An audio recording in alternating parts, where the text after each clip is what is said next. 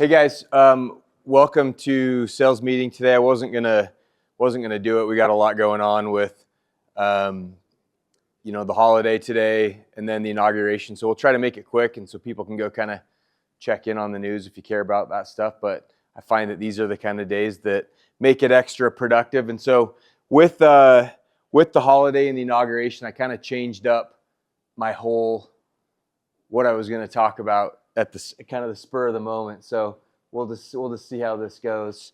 Oh, there we go. Well, it's whatever's working. Okay. So this morning I was thinking about, kind of the state of the union, the state of affairs. And I asked Grok to make me this image of the now former president and the new president shaking hands. And there's a phrase that I like that says, it doesn't matter who is in the White House, it matters who's in your house. And I really, really like that, that saying, because it's really easy to get caught up in not only politics, especially the past, feels like, decade and a half, where everything's become so politically opposed, but just My point with this is not just about politics, but life in general, right? It's very easy to get upset, distracted by things that are really outside of our control.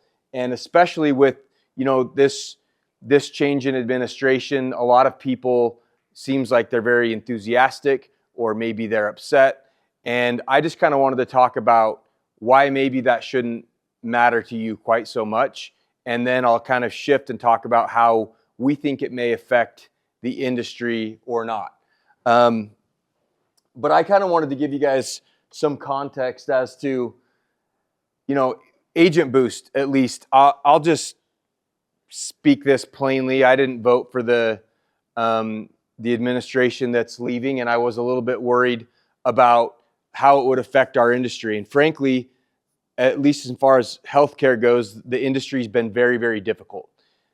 2024 was probably the most difficult year that we'd seen as far as chaos, turmoil in the industry, ACA, Medicare, and whether that, was a confluence of different factors. There's pretty much no denying that last year was pretty difficult. Looking back at it, over the past 4 years, Agent Boost as a company has seen tremendous growth. We've probably grown by we've basically doubled year over year for the past 4 or 5 years. And this picture is what Agent Boost was like when we had grown, coming right out of the pandemic. And some of you, I think Sean's in this picture. I think we've got, this is Russ, this is Rhiannon. Who's that? Yeah, that Dawn. No, I don't think so. Dawn never had that blonde of hair, never looked that young. But I brought this photo out. This was really one of the only photos that I could find, but we had pretty much escaped some of the COVID protocols and opened up a little office in North Utah County because we were really spinning up the virtual team. And this evolution is really kind of what helped propel the business. And my point in bringing this up was just a little bit to show how much has changed just in 4 years. To give you an idea, Agent Boost staff, I think we probably had 6 or 7 employees. It was me, Dan, Brian, Nico, Heather had just come on, and we had two contracting people that are no longer here. But that was Agent Boost 4 years ago. Now, why do I care? Obviously, we're growing as a company. My point is, especially with the business, and this is maybe the mindset that I want all of you to have, whether you voted for this incoming administration or not, you can still have a great life, right? You can still grow your business. It doesn't really matter who's in the White House. Circumstances are always going to be different. Maybe they're not ideal policy-wise, but we can still have a great life.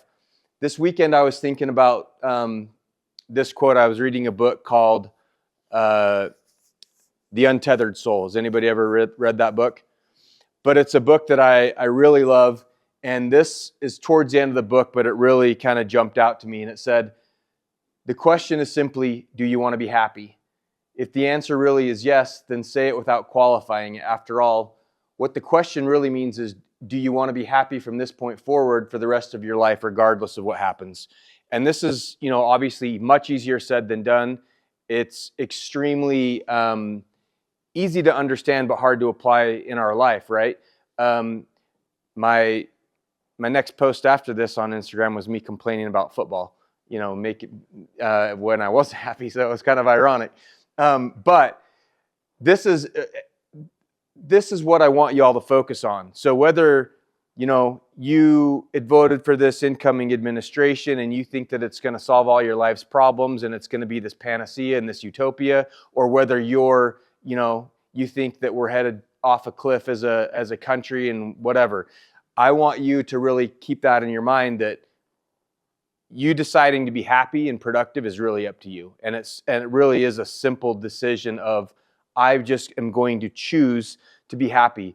And this past 4 or 5 years, I think it was probably the best of my life. I am pretty confident in saying that. And I even look at that back during the COVID years when it was really hard and, there was a lot of misery. Those years were some of the happiest of my life for sure. And I think that it's really because, I just had the mindset that I'm going to choose to be happy. I'm going to focus on what I can control, my controllables. So before we kind of move on to the industry stuff, there's a couple of things that we can all do. Number one, choose to be happy, but also control your controllables, right? I always talk about what are the inputs that we're injecting into our minds. What are the news sources? And a lot of us get really obsessed with things that don't actually make a difference in our daily lives, right? Like we can be all upset or worried about things that are happening globally, and that's all great to care and see what we can do. But a lot of that stuff doesn't affect our day-to-day lives, our day-to-day happiness. And so just, if you're struggling with that, maybe control your controllables. I find myself in the same circumstance where sometimes I'll just take a break from all the news. I used to, kind of be checking the news all throughout the day, and now I don't really care, because for the most part, it doesn't really affect my day-to-day life. And if anything, it just, is designed to distract us and keep us focused on things that don't really benefit my life directly, right? So that's my message, guys. It doesn't matter who's in the White House, it matters who's in your house, and you're the one that's going to be in control of your happiness, your success, and the growth of your business. So focus on that. If things do shift or change and get easier or better one way or the other, that's just a bonus. But the company, we've grown leaps and bounds over the past administration, and we expect that continue going into the current administration. And I'll be honest, before I move on, I've been guilty of being overly worried about it in the past. When I first got out of the industry a little bit was when Obamacare had passed, and I was worried that Medicare Advantage and Medicare was going to be going away. It was going to be moving into one system. And so I kind of shifted my focus. Dan stayed in the business, and we kind of diverged paths a little bit for about 5 to 6 years on our career focus. And that was a mistake in hindsight. I wish I would have, kind of been more willing to roll with some of the difficulties and just stay the course. And, he ended up sticking in the business long term. And then I kind of re-entered the business, but that was a mistake. And it was 100% predicated on just, having fear of what may happen in the industry. So I promise you guys, there's always going to be a need for what we do. And I kind of wanted to talk a little bit about what may change on the Medicare side of things with the new administration. Obviously, we have new Health and Human Service and CMS leadership. So I think there's probably going to be a little bit of a philosophical change. And I think that we'll probably see a little bit of an easing of some of the compliance. And just overall in general, everybody in here, everybody that's an insurance agent, we all are licensed insurance agents, right? We're regulated by a state regulatory body. We already have a legal and fiduciary duty to our clients to do what's right. And I think that there's been a lot of extra minutia that's kind of entered into the sales process, especially with Medicare Advantage, where we have a phone book worth of legalese and stuff that we've needed to say over the past couple of years. And what happens is a lot of compliance and bureaucracy just kind of adds and gets compounded. And who's been in the business longer than 2 years? You've probably noticed this, right? Like year over year for the past however many years, we see more and more compliance things. Now say this, now say this. You've got to read this disclosure. You've got to say this TPMO disclaimer. You've got to do this. So I do anticipate a lot of that stuff is going to be peeled back, and we're going to have a little bit more, I'd call it common sense compliance policies, because the way that it's almost evolved to with compliance right now is I feel like it's almost made everybody had the opposite effect. It's made people care less because they're like, well, there's so many different rules to follow, especially if you're doing business virtually or over the phone, that, I've basically got to execute perfectly on all these things, and I'm never going to. If I get a complaint, it's going to be founded regardless. To hell with it. I'll do a sloppy job anyway. And that's causing issues as well, right? So I think we're going to see a little bit of a course correction on the compliance side of things, and I think we'll see a little bit of easing there, but things may take a while, right? It's not going to be this quick switch that they flip where all of a sudden it's going to be the wild, wild west, right? And again, the intent there is not to make it so we don't have to follow any rules or we don't have any consumer protections. It's just to go back. I'm like, we already have a legal license and fiduciary duty to do what's right. Why do we need all these other, checks and balances that just have an opposite effect? So I think we're also going to have a fraud, waste, and abuse crackdown. We'll see even as much as any administration tries, there's always a lot of fraud, waste, and abuse, especially in the healthcare system with Medicare, with Medicaid, and even the private insurance side. And right now, costs are out of control, as we know. Access to care is very difficult, and Medicare, specifically Medicare Advantage plans, aren't being funded. The funding is not meeting the needs. And I think one way to kind of fix that is if you can cut down on some of this overspending, fraud, waste, and abuse, then we have more dollars to put into actual healthcare. So I think we're going to see that as well. And we may even see some funding changes in the Medicare Advantage mechanisms. Traditionally, Republican administrations are a little bit more in favor of Medicare Advantage. They like the public-private partnership. And so I think we may see a little bit of a tweaking there, and maybe 2026, 2027 and beyond, we see kind of a return to, let's say, the glory days of Medicare Advantage. The past couple of years have been a little bit difficult with some of the changes, and some of the funding hasn't funded a lot of the benefits to the level that we'd been used to. On the ACA, guys, subsidies, right? Like, subsidies are a big issue.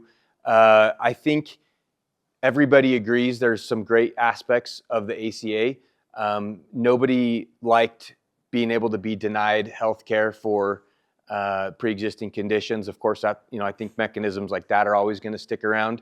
And then you have ACA subsidies that had been extended, where they've increased the threshold of people's income level qualifying. And I think that's been pretty universally accepted as a good thing.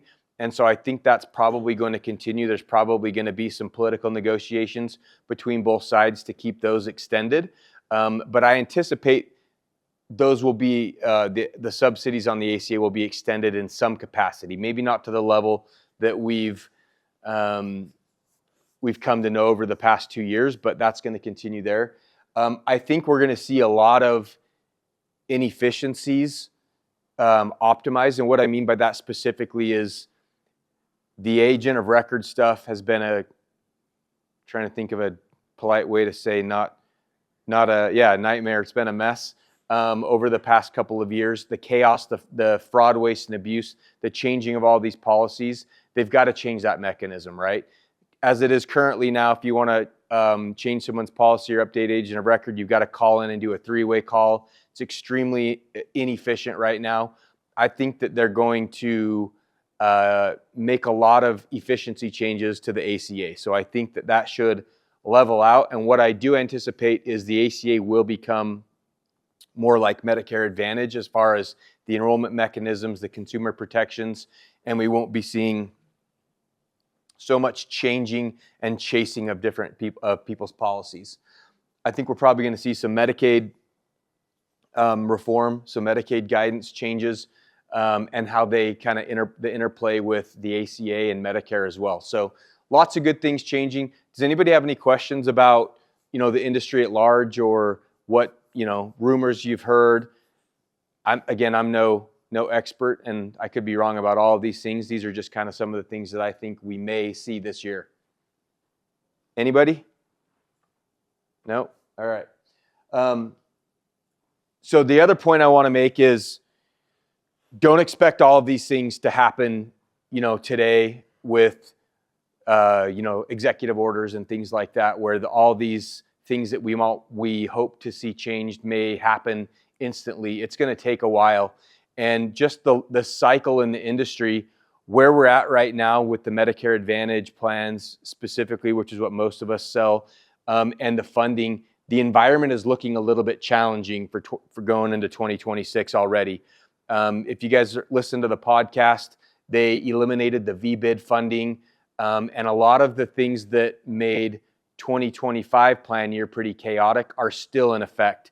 The funding environment is low as it currently is. Access to care is pretty difficult, and there's been some other changes that may affect 2026 plan year even more. So unless the new CMS regulators and such get to work and they pass some additional funding or something, I would expect this next year to be a little bit rough and a little bit chaotic too, as far as like plan changes, as far as disruption, maybe a pullback of some benefits like we saw last year, but that's what we anticipate going forward. However, I think there's going to be, just like this year, we saw a lot of opportunity for agents who are, know what's going on, and companies who are well positioned to kind of ride out some of these changes.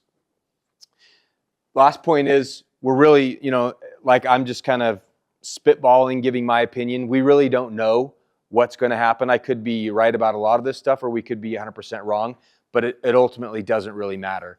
There's going to be a need for what you all do on a continual basis, right? I think there will continue to be a great public-private partnership, and I hope to see a little bit more of the industry valuing what we all do, what you all do as agents. And again, when I say it really doesn't matter, if you want to be in this business long term, the best thing that you can do is continue to add tools to your tool belt, continue to learn how the industry works, and become an expert in your field. This industry is really unique for all of you agents out there, and sometimes I feel like people get into the business, they get a job, and they're like, oh, it's a sales job. And then not only do you have to learn and master the sales aspect of it, but then you have a whole complicated product that you're selling. You have rules, you have regulations. Each plan is slightly different in every area. And I have a lot of friends that are always, I call them sales bros. They do door-to-door, things like that. And they're always wanting to get in the industry. I'm like, yeah, that's great. But, you've got to learn this front end, and then you have all this compliance aspect, and then nothing is standardized basically across the whole country. Each market, each county can be slightly different, and each carrier can be slightly different. And there's a lot of nuances to learn. But if you all can master that, I promise you there's a long, lucrative career in this business for you, okay? Moving on from there, guys, just kind of some trainings and updates. I wanted to introduce our new agent success managers. We have hired Lex Rule and Nate Carrillo as our new agent success managers. You guys want to come up here real quick? So one of our agent success manager role currently kind of has different layers to it. We have, that's what Tate and Jordan and Rich and Brian and even myself have kind of been to some capacity. And it's been a model that's really worked well for us, is kind of like an internal agency leader model. And as these guys have done really, really well and kind of expanded out that model, we opened up 2 positions, and we made the decision to bring on these guys, to hire these guys, because I'll let you guys give yourselves a little brief intro and kind of welcome. But one of the things I appreciate about both these guys is they've been willing to learn anything. Nate came in and was on our short-lived final expense team before we realized, well, this kind of sucks financially. Let's change that up. And then we shifted over to ACA. Both of these guys, they were on our ACA phone team. And I would say that went from being the greatest thing in the industry for about 3 months to an absolute steaming pile in about 2 months later. And both of these guys rolled with the punches. And specifically, some of you have been here longer than a year. Pretty much this time last year, with some of the shifting policies and fraud, waste, and abuse on the ACA side of things, the industry pretty much collapsed on itself, and we lost almost all of those salespeople at that time. And I think we took a lot of heat and blame for industry conditions that weren't necessarily something we could control. But both of these guys kind of rode that out and then transitioned over to the Medicare team as well. So I've appreciated that both of these guys have learned multiple product lines that are important. They know how to sell virtually and remotely. They know all the products very deeply, but most importantly, they've showed a willingness to, kind of roll with the punches and ultimately, take their licks and keep going. And so that's really impressive. So Lex, do you have anything you want to say? Thanks, Mike. I'm Lex. I've actually been in the insurance industry for almost 15 years at this point. I've done almost everything in it. I've ran my own brokerages. I've worked for companies like Agent Boost and other places out there. For those of you that are new here, trust me, you've landed in the right spot, and I'm just here to use all my experience to help. Thanks, buddy. Nate?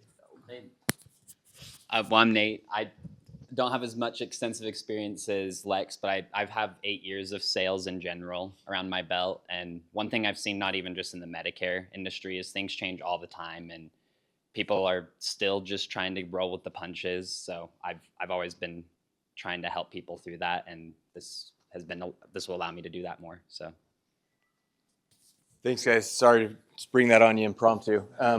But the other thing, I really like being able to promote from within too.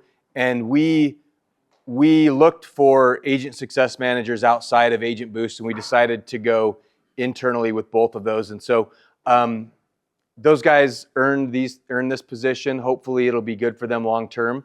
And if you all out there are watching, or you're one of our new agents, we typically will put new agents with one of these agent success managers, and these guys collectively are doing a great job of getting people up and going. And it's kind of a model that's unique to Agent Boost, and it was one of our factors of success for last year as it's become increasingly difficult. So shout out to all you guys. You guys are doing a great job. And we're going to continue to open up more growth opportunities. So, if you're working internally, I know, especially I'm speaking to a lot of you guys that are maybe on our call teams. If you're like a tier 1 fronter right now, or you're on the Medicare team, there are future career opportunities here, whether it be like this, internally with Agent Boost, leadership opportunities, supervisor opportunities, whether you want to go independent, whether you want to grow your own agency, or whether you want to grow a business of your own like Agent Boost.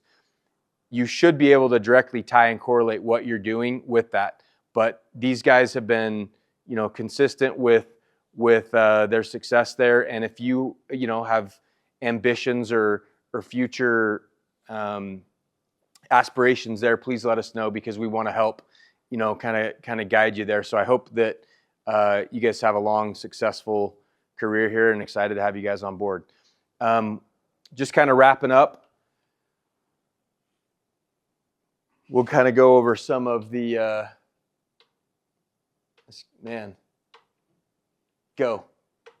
Anyway, I wanted to talk about kind of where we were updated for Hawaii.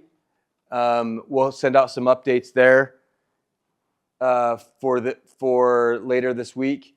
Wanted to remind you guys of this agent referral bonus, open for everybody, field agents, anybody on any of our teams. Refer somebody out. Once they've produced 12 policies, we consider them active. We'll pay you out a $500 referral fee. Nico has created like basically your own internal affiliate links that's connected to Rocket CRM. So if you have anybody that's interested, that wants to come over here and work in any capacity, let us know and we'll tell you how to use that affiliate link. I would tell you right now, but I don't even know how to use it. We have this Agent Elite training tomorrow is the first day it'll be here. So you're going to see a lot of agents coming in from around the country. We're flying them in. So I think we're expecting 40 to 50 people between Utah and flying in from around the country to kind of come in and learn these things. It's mostly for field agents. A lot of you guys on our internal teams, we may pull you down for some like segmented training that may apply for you as well. But just know that's out there. If you have friends or family members that want to get in the industry, these trainings are a great way to learn it. We'll be giving out updates on Hawaii. We did increase the point value there. I've seen a handful of you putting in extra effort to hit that trip. I promise it'll be worth it. Don't want to keep harping on it, but if you guys want to make that trip, let us know. We'll give you additional. If you're close, we'll make sure that you have the resources that you need to hit it if you keep working hard. Shout outs for this last week. These virtual sales. Does you really do that many in 1 week? That's kind of sandbagging. Are you sure? Okay. Well, he needs to tell everybody where he's supposedly buying these leads. So congrats, 29 in a week. That's crazy. Nick Cole. Nick, who is Nick? Who is Nick? Okay. New guy on your team. Jaden. Those are ACA sales, I'm pretty sure. He somehow is in this ecosystem. Excel, Adriana, Abe. It's nice to have Adriana and Abe back. Randall, Ethan, Bree. Bree's been killing it lately. Ginger looks like she had some plan changes to put in. Zach, Dave, and Lex. So appreciate you guys. One of the cool things that I like about this agent success manager model is they can still sell. In fact, we encourage them to sell so they know what they're doing, right? It's hard to teach other people what to do if you don't know how to do it. The longer you don't sell, you get pretty rusty in this industry pretty quick. So this is month to date. A lot of agents are having great success. And again, these are just the virtual teams that use the CRM, our field agents and agencies. We're kind of behind. We don't have that line of sight until next month. So really appreciate all you guys. We got some good stuff going. We're having a good OEP, open enrollment, and we still got another, 12 weeks of it, 10 weeks of it. So lots of good opportunity for the next 2.5 months. So hope you guys take advantage of that and maximize that. That's all I got for you guys. Anyone have any questions? No? All right, have a great week. Thanks, guys.